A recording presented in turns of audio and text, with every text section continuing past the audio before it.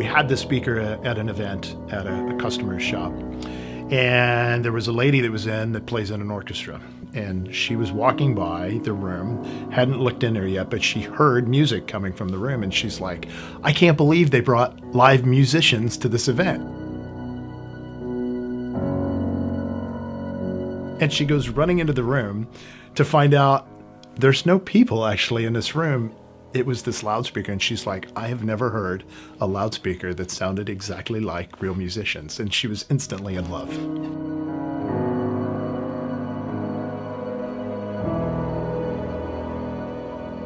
Revel is very well known and revered for our flagship loudspeaker, the Salon 2. It's been around for about a decade. Now, the old school way was with soft domes, treated cloth, that sort of thing. Not entirely reproducible, and few of them could really make it all the way to the top of our hearing range. The magic in that speaker really came from the Beryllium tweeter that was developed from that. Beryllium is a very expensive material to use for a loudspeaker, but it offers a lot of performance characteristics that can't be met with any other materials. Beryllium is virtually the perfect material because it has very low mass, so it's sensitive, and it has very high stiffness and damping, so it has the widest bandwidth of any material.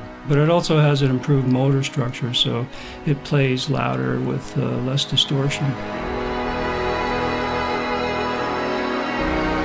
We've got literally the world's leading research people, and in one major experiment that had huge ramifications, we learned that the first reflection on the sidewalls is very, very critically important to our perception of sound. If you look at the back of this, there's no straight lines anywhere on this. It's completely rounded back enclosure, and that helped acoustically, but it was also visually something that was different than the traditional, six-sided rectangular box that a lot of loudspeakers are. Our ultimate objective with our loudspeakers is really to get out of the way, whether it's music or whether it's a soundtrack or whether it's a movie, to let that emotion be best experienced by the listener and viewer.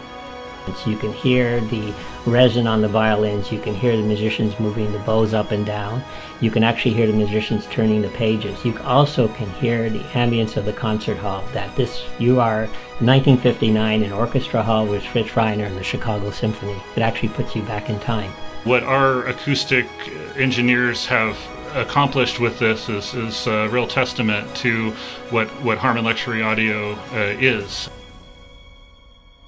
I participated in the test, and I actually chose this one so I could hear a difference in the sound quality, and so could the rest of the listeners, and that was basically a way to validate that we've achieved what we set out to do.